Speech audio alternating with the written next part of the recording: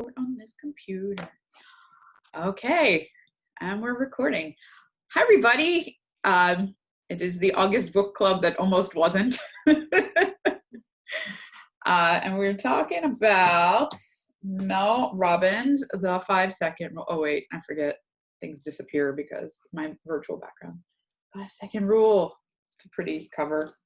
I'm going to do a quick little intro because we have some people who've never been on before, and some old faces and some new faces. So I figure I'll let everybody go ahead and say a couple things about themselves. So I'm Bet Hochberger. If we've never met, hi, welcome. This book club was kind of my little brainchild from about a year or so ago, where I found myself reading a lot of business books, and then unless my husband happened to have also read it, didn't have anyone to talk about the books with, like, what do you want to implement? What do you think about it? How do you feel about it, etc. So I had this idea of, wouldn't it be great if I read the books alongside other people, so it wasn't just me alone talking to myself or trying to figure out what to do with those books. So it's been a mix of kind of self-improvement, business, etc. I have a list somewhere of all the prior ones, and what I end up doing is taking now that we're meeting virtually anyway, but taking the recordings, throwing them on YouTube, pulling out the audio, throwing that on my podcast, and then other people can listen to me yammer on about what I think about books. And the reason I'm so interested in business is because I am a CPA. I have my own practice. It is so much more challenging than just having a job. But what's nice is when I learn helpful things about running my own business, I'm able to share it with my clients and colleagues and whatnot. So I find it to be a huge value add for me personally, for my own growth, and then for the value I can bring to others. So I'm just going to go down my little rows of head boxes. So Heidi, you are next. If you're able to unmute yourself. Hi, everyone. My name is Heidi Siefkes. I'm a plantation-based author, TEDx speaker, and adventurer. This is my first time on the Business Book Club, and I am halfway through the book, so no worries if you guys haven't finished it. But so far, I've put at least the rule to work a couple times, successfully. Nice. All right, Shraggy.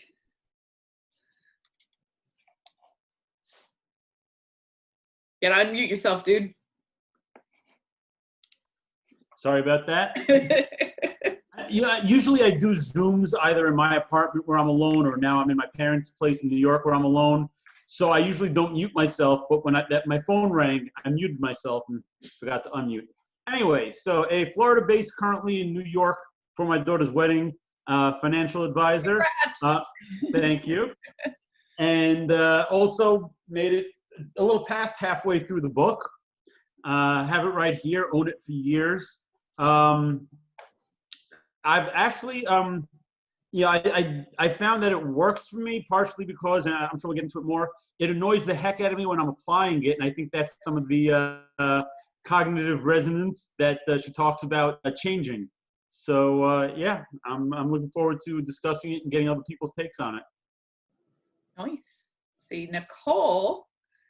Yes, hi all. I'm new to the club. I think was introduced through Megan Schwartz, actually. Yes, I think that's the connection we have in common. And I'm sitting in Maryland. I work in the Maryland, DC, Northern Virginia area. I'm a commercial real estate broker. And so very entrepreneurial. I'm very much into reading books for business, self-help. I'd actually read this a number of years ago, and it was nice to, when I saw you were doing this as your book club, jumped in, and thank you for inviting me. I think it's a great idea, and this book's a good one, and so I decided to take a second read of it and picked up some new things because it had been a few years. So really excited to talk about it. Awesome. Thank you for joining. Oh, sorry. I've got I'm on these phone trees for my kids' schools, and it rings every single phone, and my cell phone rings to the computer, and blah, blah, blah. So I'm sorry if we cut you off there. But I'm so glad you were able to make it. Maybe we can get Megan to hop on. Yeah, so she's on some great vacation right now, so maybe when she gets back. I'm a little jealous. Yeah, it looked fun. I will admit, I'm jealous. All right. Well, thank you for joining. Jade, are you able to do a little intro? Hey. It's nice to see you. It's been a I while. know, it's been a while. It's been since, the world was like normal and you could get coffee with people. So it's good to see you, and it's good to meet you guys all over Zoom. I'm Jade Reichling. I'm based in Miami, Florida. And excuse me, I work for Eisner Amper. I'm the head of client experience. It's a big accounting, finance, and consulting firm. And I'm an avid reader. I'm generally kind of bouncing around between like business-oriented reading or psychology or just nonfiction. I actually have not read Mel Robbins' book, but I'm familiar with her. I saw her TED Talk like 5 or 6 years ago and thought she was phenomenal. And so I've actually been following her on Twitter for quite some time, and I've been watching she had like a Mel Robbins show. So I'm actually pretty familiar with her work. And so I was really excited when you invited me to the book club because I'm both a reader and I'm also a Mel Robbins fan, really. So that's my intro. Nice. Well, I'm thrilled to see you. I know it's hard to connect with people in the apocalypse, so nice to see you here. And hopefully sometime soon we'll be able to meet up again. Alex, I feel like you don't need an introduction, but introduce yourself. Alex Hochberger. I work in marketing, backgrounds as software engineering, a lot of stuff with data manipulation and understanding marketing decisions, internet conventional, all the way soup to nuts business. Have generally read much more classic business tomes and joined the book club because I kind of have to, as you can tell by my last name, but appreciating that I'm reading things that I wouldn't normally read. Awesome. Thank you. All right. So the dirty little secret here this month is that I, as your fearless book club reader, did not finish the book. I didn't even get I was about halfway through. I gotta say, I saw more stuff about Mel not having to do with the book specifically, but I've seen her TED Talk. I actually rewatched it this morning because I haven't watched it in a while. Those of you who actually finished it, do you want to kick it off? And I'll save my opinion on the book for a little bit later. I think that would be Nicole and Alex if he finished it. That would be I don't know that Alex read it at all. So Nicole knows our goal, our end game on this. Okay, so I'll give a quick overview of my thoughts. I think frankly, once you get halfway through and get the theme of it, I don't know that there's anything too earth-shattering or new. So that's the good news for, I think, everyone who made it about halfway. You get the gist of it. It's just in the later chapters, she gives different iterations and different other scenarios or more real-life scenarios. But the whole premise of it is the 5, 4, 3, 2, 1. So once you have something that comes to your mind, whether to act or to put something into motion, she wants you to count down from 5 to 1 and just do that item that you were looking to do. And so to stop procrastinating, to kind of propel yourself forward. And in the later chapters, what she does do, which is interesting, is she does talk about stress, which obviously a lot of us have right now with the pandemic. And she does a 5, 4, 3, 2, 1. But instead of focusing on what you're stressing on, when you get to 1, you give something and you put into your mind something that you're grateful for.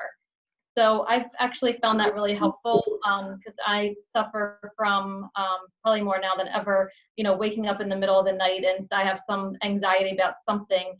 And so that's been good to do the countdown and then and give something that's, put a meaningful thought into my mind versus the worry that I had. So that's my take in, couple seconds.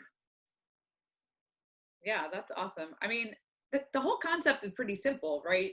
Like count down backwards from 5 and then take an action, right? That's like the not even 30 seconds. It's like a 2-second pitch. Without having read the book, I have used her I'm going to call it a gimmick. I mean, there's science behind it. I don't know what to call it, a trick, whatever it is. I have used it personally. I'm trying to get this video off my phone so I can play it and show you the most impressive time I ever used it. We'll see if it works. Might take a little bit just to move the file around. If you sign into Zoom from your phone and then just share the screen from your phone. I think I'm having to download. You want to send it to me and I'll share it?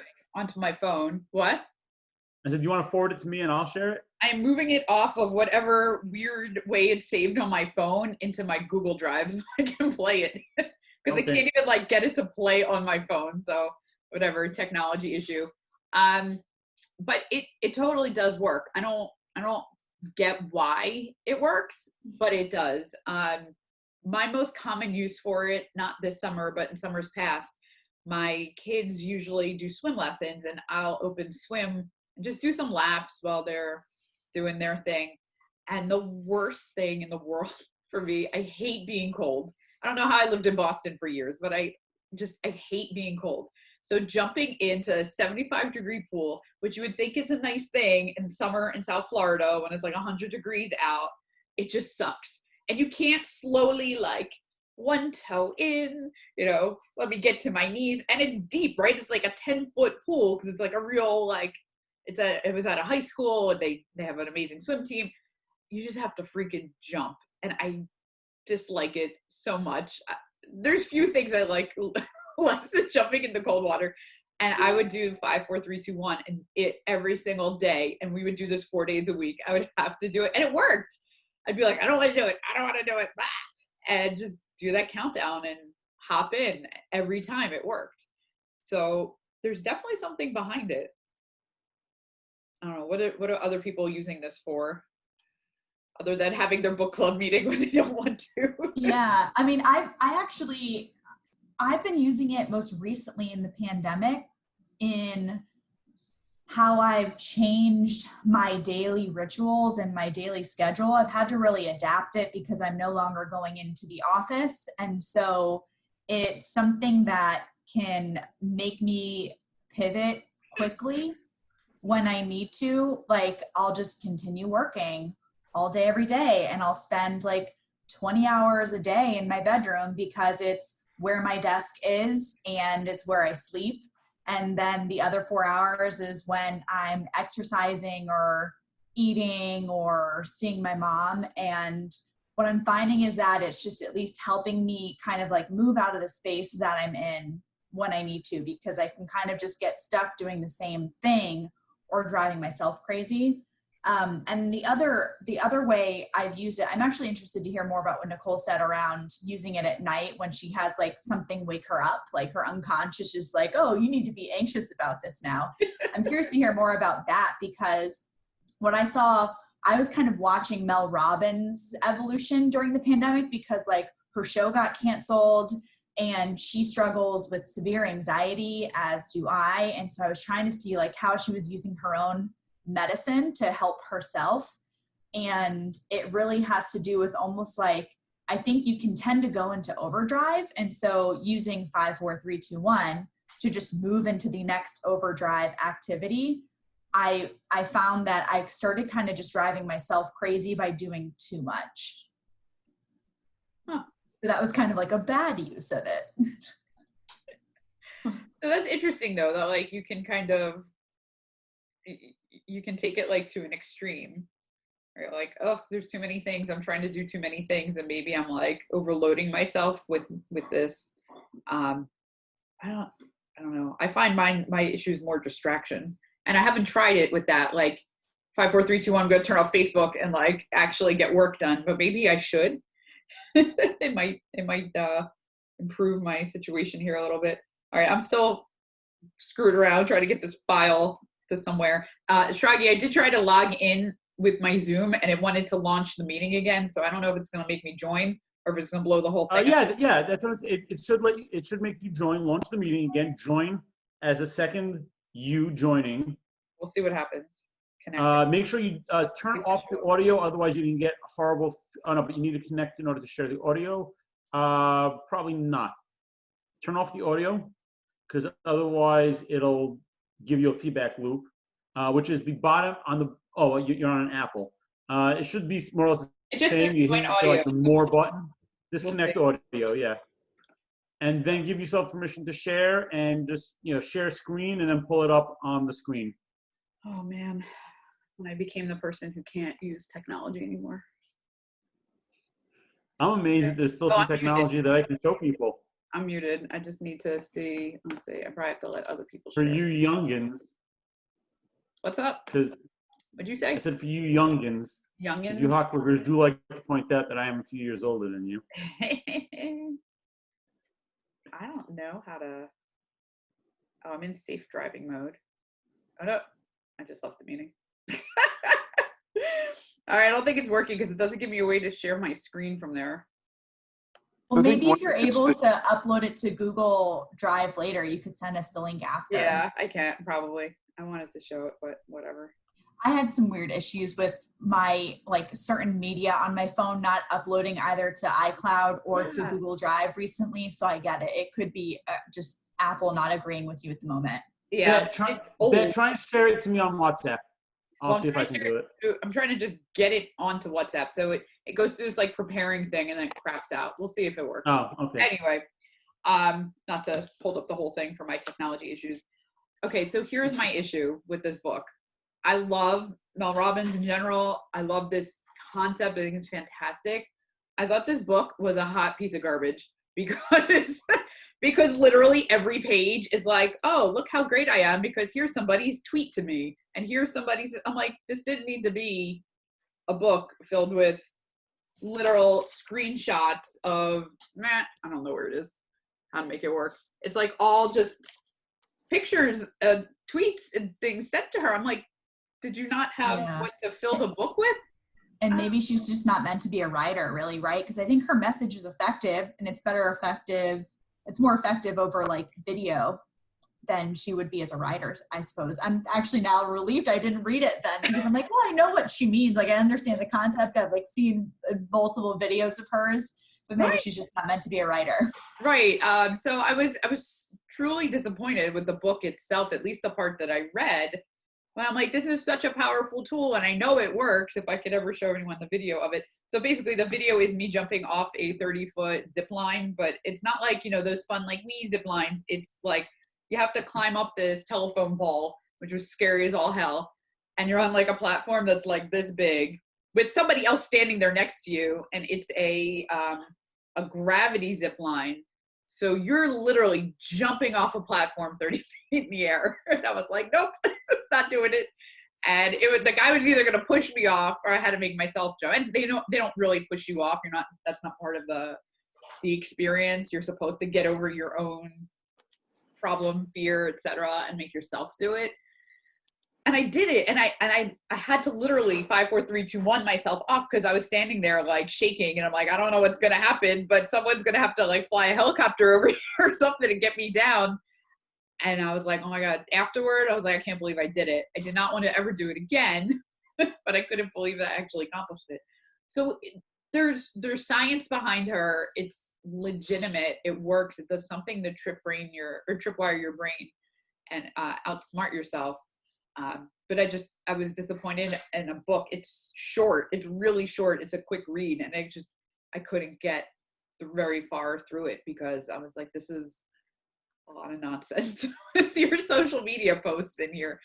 I agree with you. I thought I was reading it on my iPhone in the Kindle version, and the examples, it was 2 per page, and you can't read them anyway. And I was like, oh, I'll read every third one. Then I said, oh no, I get the gist. And then it's just hashtag 5-second rule, hashtag 5-second rule. And I'm kind of like, okay, enough tooting your own horn. Give me some of that science that you did all that investigative research because you were a lawyer. Kind of show that to me, because I don't want to have to go back and read all of those books of X, Y, and Z neuroplasticity or neuroscience experts. So I would agree with you that it is a quick read if you read it in the right way, which is, take, a couple examples and then move on. Yeah. So that part I found kind of disappointing.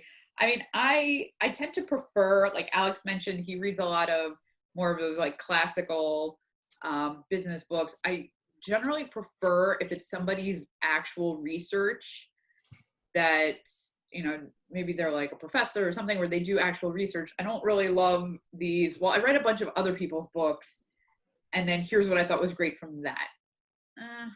I just, they all get repetitive after a while.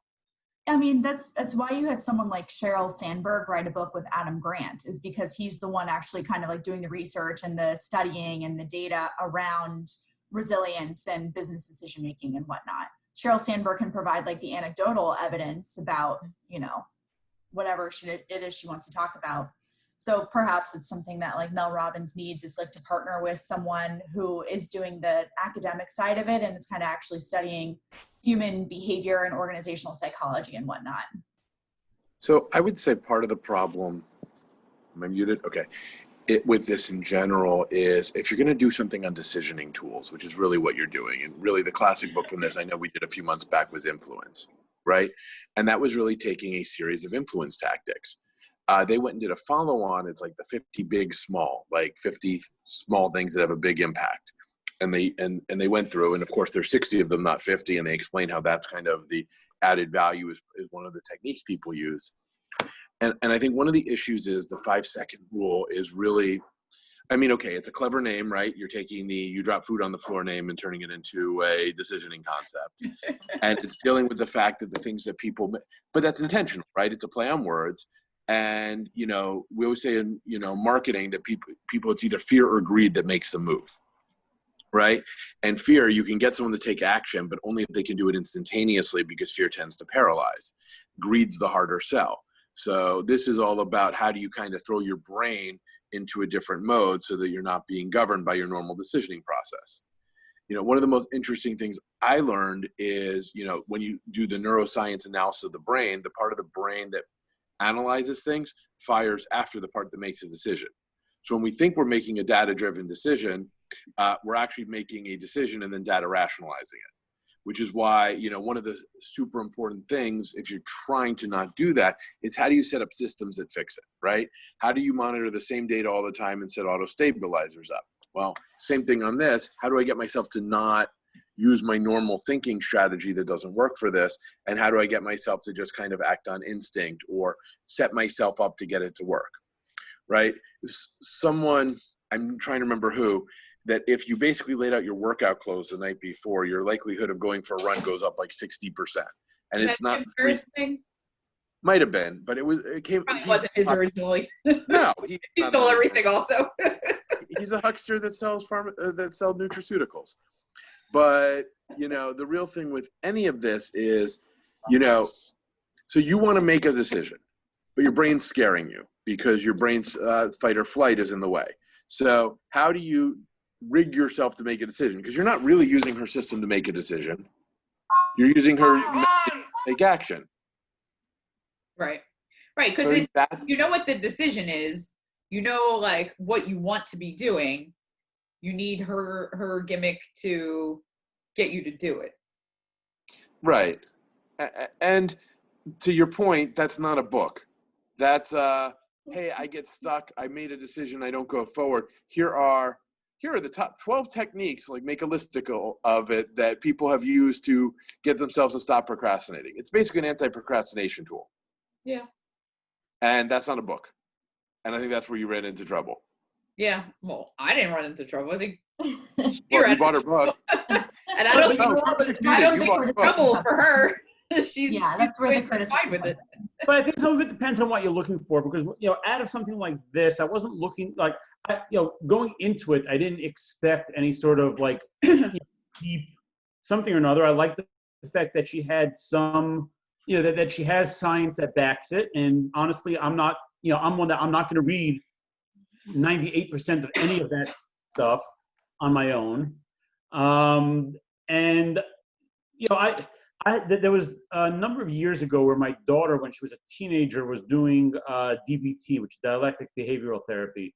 And part of the requirement with her doing it as a teenager in a group setting was the parents also had a group, and once a week we had to get together and we had to learn about that mode of therapy and everything. And there were certain things where, like, my daughter and I would, we'd get into an argument and we'd sort of out DBT each other. Like, we'd be super saccharine into some of that methodology, and like, well, maybe you want to, yeah. And eventually one of us would be like, well, after all this, and we just like blurt out what we wanted. And that's what I found myself doing when trying to apply the 5-second rule. Like, I'd either laugh at myself and not bother applying it, and therefore not doing something, or I would say it and then just like, I'd be at 5-4 and I'm like, do I really have to wait for the 3-2-1? So maybe I do have to adapt it. And she does at some point talk about, like, if some people it might just be 3-2-1 go. Yeah, like she had somebody in there that said that. Too many of those screen grabs, I didn't need them, and I didn't need the really long ones. If she had taken those, maybe just screen grabbed a sentence, or maybe just quoted the sentence in there, because some of the phraseology was cool, and you know what, different phraseology is gonna connect with different people. So that, so as a book, that part worked. I mean, the wording in between that she has in between the images, quick, easy to read, relatable. So I sort of like that. So to me, this, like I'm getting out of the book what I expected to be getting out of the book. I wasn't looking for a deep scholarly piece or a very scientific piece, because honestly, that's not the type of stuff that appeals to me. Yeah. And I like the lighter things. I like the, personally, I like the self-improvement things. I feel that they do more for me in the business than some of the business things. Yes, I studied, closing techniques and sales psychology, and some of that obviously helps me. But to me, the understanding how I work, sort of like what Beth said earlier, understanding how her business works helps her with other people's businesses. Understanding how I work helps me be more relatable and be able to relate people to their finances. So yes, I had some of the challenges with it, but I sort of saw it as, this is what I was going into. I knew I was going into something that was light, easy, teaching me a gimmick that I need to brain hack myself. And that's, so I guess maybe I didn't set my expectations overly high, and therefore I got what I expected was a book version of one of her talks. Yeah. And she's very personable. I watched that, that same one. I watched it while before I read the book again, I watched it. So, and I sort of was looking at this as a paper version that I can carry with me of her TED Talk. And for that, I found that it sort of hit its goal. Yeah. An interesting thing I learned, though, was, so while I was trying to get myself to jump into the icy cold pool, which I really dislike, one of my 3 children is scared of everything. All right. She's terrified of, you name it, she's scared. So I tried to use this to get her to, I don't remember what it is, because they've been swimming for so long, and this was not that far in the past that I would have used this. It maybe was diving off the block, the starting block or something, where she was just scared. She didn't want to do it. She's prone to having a hissy fit when she gets into that position. And I sat there like 5, 4, 3, 2, 1, go. You cannot do it to somebody else. You can't count down for them, because she was just like, no, I'm not doing it. I'm like, what? This doesn't work. So it's definitely something you have to do yourself and to yourself with yourself once you've made that decision that, like, I know I need to move on to take this step, and you just like can't get out of your own head to do it. You cannot make somebody else change their mind just by counting down and being like, go. I'm going to disagree with your interpretation of that event. Okay. Because this but isn't. You weren't there, so I like how you're disagreeing with it. The 5 Never let the fact get in the way of a good disagreement. The 5-second rule isn't about changing process or changing your mind. It's about taking action. Right. So it's not, you can't use it on someone else, because I've used it on that same child to jump in when she wanted to jump in, and it worked fine. She wanted to. Right. She didn't want to in this case. Right. This doesn't change desire. This is about taking action you already desire. This is overcoming your instinct. That's why I'm saying what you give is an example, not of this failing, but how it's not magic. It's a very specialized, which goes back to your problem with the book and everything else. This is a tool. It's a tool in your toolkit. It solves one problem. I have made a decision. I'm failing to put it into practice. Yeah. Right. And that's all it's going to do for you. And pretending it's more. Right. Maybe if we read enough of these books, we could write our own book of brain hacks. But listening maybe to the everybody's book's brain fine. having to put them together to be like a superhuman. How far into the book did you get before you felt you'd gotten enough of it? I I didn't really terribly enjoy much of any of what I read. I knew what her process was from the TED Talk. I didn't really feel like I learned much of anything from the book, from the first half of it that I read.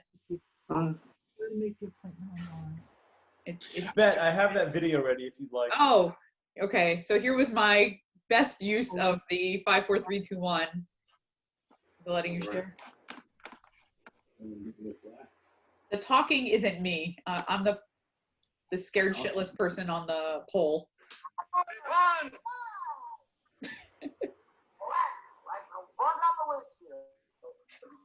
Do you hear it? Yeah. This is whoever was taping it. That's me in the blue, scared, gripping it for life.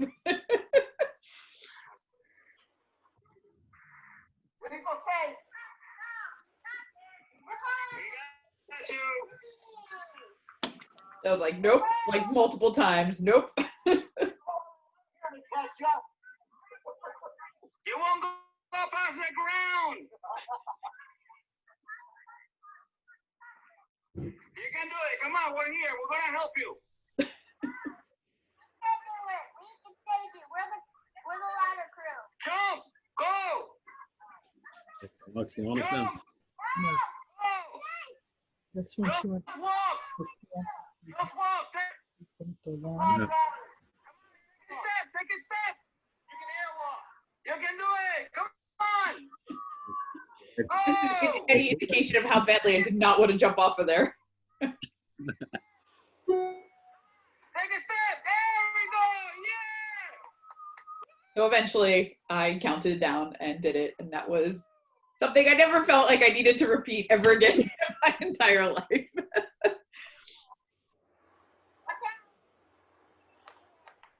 So, yeah.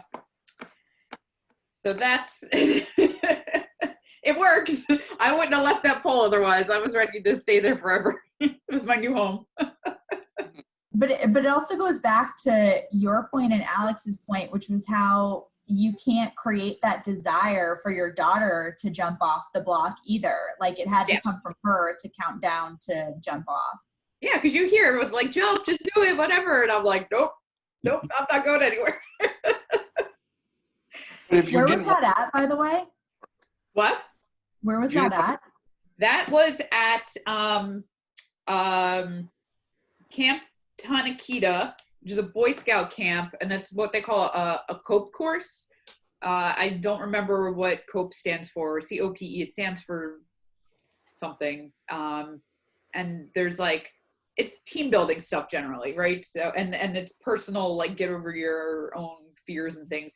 So that's what they call high COPE, because you're up in the air. There are scarier ones than that. There's something where you have to like climb up a pole that high, walk across like a tightrope wire. Like there's one on top and one below you. And then you have to like leap out and like smack this ball hanging in the middle of the air. And you're just on like in a harness. And I'm like, yeah, I would not. I don't think I would do it. But it was, it was nice. Like I felt accomplished after the fact. And I was like, no, I don't need to do that again. I don't like that. I don't like the feeling of falling. It's up there with being cold. That like my stomach is still up there and the rest of me. But I love roller coasters. I'm not afraid of falling. It's the landing that I'm afraid of. I don't like the falling part either, to be honest. I'm trying to remember what COPE means now. Challenging outdoor personal experience. That's what it means. So it's a challenge. It's fun. It's, anyway. So that was my best example of it working. And quite frankly, once I've done that, most of the things that I need to do, especially in business, are not anywhere near that challenging. So it makes everything seem easy. There's some other crazy stuff I do in life where I'm like, 5, 4, 3, 2, 1, just do it. Generally not related to business. So some of us here on this call are part of a stage combat group. And sometimes when we're performing, I have to 5, 4, 3, 2, 1 myself onto that stage to go do whatever ridiculousness it is that we're doing. And yeah, I don't know. I think it makes you a more interesting person if you can convince yourself to go do some crazy stuff. I don't know. Anybody else? Anything? Well, Yeah, Heidi, I- jump in. I guess I felt her TED Talk in the book basically said there was routine, and then there's the fear factor that you pull the emergency brake. And we typically think of the routine as we go into the office, we do our normal 9 to 5, whatever it may be. And now we've been all forced into this new routine at home. And so I think it's a really good time to actually read this, because although we're not doing the normal of February or March, we're in a new normal, and I find myself giving excuses for not pitching or for not applying or taking the next step, because I'm saying, oh, it's summer, they're with the kids, or they're going back to school and they're going to be busy homeschooling, or they're going to be, the travel industry, which is where I would do a lot of my business, they're crushed right now. So it's telling me, hey, fish or cut bait, just do it, rip the Band-Aid off. And today I did contact someone that I thought, well, I'll wait a couple more weeks until things get more into the groove or go back to the new normal. So I think that right now this would be really good for, I would say, just about anybody to try to shift gears, whether it's professionally or if it's just getting out of the funk that we're in. Yeah, totally. I know, like for me, so I'm getting into my busy season with taxes, and every day it's like, oh my God, my to-do list is so long and I just can't focus. I can't get this. I'm like, oh, but after the kids go back to school, and now they're going back to school is like insanity. It's like everyone on a different day, the dates are moving, they're online, they're in person, they're here, they're there, pick this up, go here, do this meeting. And I'm like, you know what? I can't wait for any of these things to pass. I just got to do it. And I like to say later never comes, because I find, like, especially when I'm doing client stuff, I'm like, oh, I'll take care of this later. And I'm like, no, there's no later, because then it's too late. It's either right now or too late. There's no in between. So I like to say that often. Later never comes. Let me just do it now. And like today with this book club, I was texting Shragi this morning. I'm like, oh, I didn't read the book. Like, should I cancel it? Should I push it off? I'll wait till the kids are the kids go back to school after Labor Day, blah, blah, blah. And I'm like, you know what? It's not really better. Let's just do it. And it'll be whatever it'll be. And here we are talking about this for like 40 minutes already. So clearly, I just need to 5, 4, 3, 2, 1, go and do it. But I especially feel with the, Corona apocalypse that we're in, the desire to like push things off is huge. It's really huge. It's like everything seems like a monumentous task to take on, when it's things that in the past I would have just been like, add it to the list and bang, bang, bang, and I'll get through it all. And now it's like, oh, I gotta sit in my office, I gotta do work, and like a kid will come in every 10 seconds. My kids aren't even that young, and they still come in and bug me all the time. The dog's bugging me, or the doorbell rings, and I'm like, ah. But you just can't wait. You gotta just keep going. I think it's a symptom that is, is of everything. Like now I have my daughter's wedding in 2.5 weeks, and it's very easy for me to be like, all right, I'll handle the fires, and I'll handle the things that must get handled right now. But everything else is very easy for me to say, like, oh, I'll just wait until after that. I'll wait until after that. But there's always something to be after, and then certain things just never get done. Now, I mean, prioritize, if I prioritize things first, because there are some things that never get done, and that's perfectly okay. And some of them obviously never needed to get done because they never moved from important to urgent. So apparently they were never actually important. So maybe that's about prioritizing things a little bit more differently for myself. But yeah, it's so easy, just things to keep getting pushed off because I'll get to it, I'll do it later, or And it was one of the things that a number of years ago, I was talking with one of my coaches in my business that helped me sort of separate out the like, it's okay not to jump on everything personal, as a parent that I have to while I'm working, and then vice versa. When I'm parenting, it's okay for me to let business things sit for a while because I'm doing that, and sort of that compartmentalization, which now people are losing because like we said, it's, suddenly, more of us are working from home. I mean, I always did a lot of work from home, but now, even my client meetings I'm sitting at home, and it's very different. And it sort of helps to just sort of, all right, be able to push yourself away from something and say, okay, now I got to be doing this. Now I got to be doing that. Yeah. Anybody final thoughts? I feel like we kind of beat this horse to death. There's not so much to talk about, but yeah. Yeah. Well, what I'll add, because I kind of alluded to this in the beginning, was how you can use it, like Heidi said, you can use it to pivot and say, I need to kind of think more creatively about my day and do things differently and get me into action in a way that I wasn't in action before. But I went into overdrive, I went into overaction. And so it wasn't necessarily a problem for me to make a decision and to make a decision quickly. I was doing too much. And what I started using once I realized I was biting off more than I could chew was something called the Ivy Lee method. And I'm not sure if anyone on the call is familiar with it. The only reason I remember the name is because one of my really close friends is Ivy Lee, but she's not related to this at all.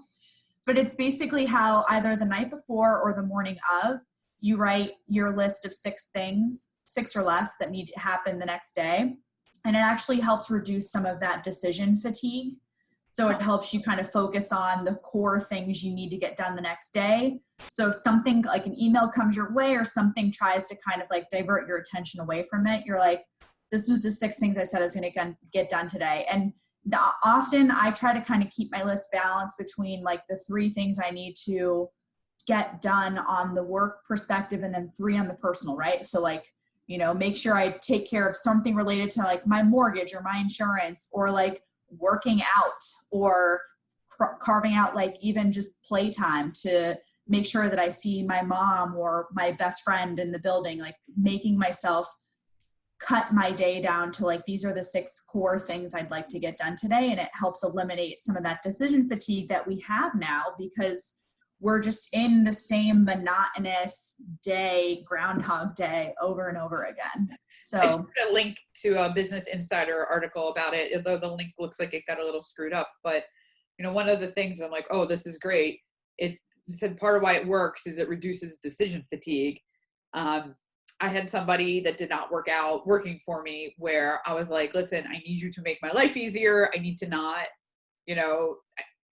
I need like to be able to quickly look at what's happening, figure out what you or the client needs from me, and move on. And I would get these emails with like 30 bullet points, and it would have things like, I changed the name where you spelled bank B-A-N-C instead of B-A-N-K. Is this okay? And I'm like, dude, you're supposed to be a high-level manager. Like you cannot come to me with this nonsense. I can't even read your email. Like that's where it started, and it just sat there. Like I can't look at this. So yeah, decision fatigue is huge. Could you think about how many things you decide about, make decisions on all day? And yeah, that's huge. I'm going to take a look at this. Is there a book about it? I just read an article on it, and then I got this, you can see it behind me actually. I have this like little double-sided whiteboard that I got on Amazon, and I just do my list, my 6 things. And today I only did 4 things. I did my 4 things in the morning, and it's great. So really it's like that article will probably explain it all to you. You don't have to Mel Robbins just like, hurt yourself by having to read a book that might have too much like social media in it. No reason to be a martyr here. Well, I was just thinking if there was a book, I would stick it in the list. Speaking of stick it in the list, somebody had recommended, and I was thinking about this for the next book, where I lost it. It's called, and this seems totally appropriate for right now, Indistractable by Nir Eyal, E-Y-A-L. I'm hoping it's a little bit more beefy, because the guy who wrote it is, he taught at Stanford School of Business. So I'm hoping it's a bit more meaty than 5-Second Rule was. But somebody who, she swore by it. She's like, I I read this book and I have time blocked my schedule and I'm super efficient and things are fantastic. So that's what I was thinking for next month, unless someone's got a really great idea, because I need to be less distracted for sure. Oh, I tried to send the link there to Amazon. It came through pretty garbage. Yeah, that's what I need. No, it looks like a good one. And it looks like on his website, he has a lot of big name endorsements on his book. So, you know, it could be interesting. Maybe it's an easy, digestible read. And they're asking, you know. Or maybe he's just good at marketing. You never know. Could also be good marketing. That's why he's a Somebody owed his Stanford editor professor. some. Yeah. Yeah, he got his publishers, the same publishers, all these other people. They just made up quotes. I don't know. Hopefully it's hopefully It looks like it's co-authored with someone, so maybe it's the person who did all the research and will give us the science behind it. see, how bad can it be? I don't know. Don't challenge it. It's 2020. Well, I don't think the book came out in 2020. It's from, I don't know when. I have no idea. I don't know how to find information. At least 2019. It says hardcover came out in September 2019. Okay, so it might be from last year. Published 2019, yeah. So it's relatively new-ish. But let's see if we can have less distractions. And let's see if we can figure out how to Ivy Lee method ourselves into getting more crap done. And if you're not motivated, just Yeah, I have to read an article and a book. You have to fly back at some point from New York, right? The article's easy, I promise. Oh, yeah, the article I'll print out and read at some point. That's easy enough. It's not even that long. I read the article. I read the article when I was like drinking out of a fire hose on the work front, and so if I could have done it then and I saved me from myself, I think I think it's worth like the 10 minutes of reading the article. Yeah. Oh no, I'm definitely going to read the article. That's without question. It's it's a matter of applying ish. And the truth is, I was really looking forward to exactly where I'm up to in the Mel Robbins book, because the next one is increased productivity. And again, it's the gimmick but that's really what I wanted to read about. But like her little tips on that. So I'm going to read at least the next chapter on that, which again will be one morning read, or maybe 2 mornings of reading if I cut one of them short. But you're allowed to finish the book. Well, I'm sorry? You're allowed to finish the book. Oh no, I might do that also. But listen, I need a few days anyway until the new one shows up at the door here. Oh, I have to remember not to send it to Florida. I have to remember to send it down here, up here. I can't find a paperback version that's not ridiculously expensive. That's Prime.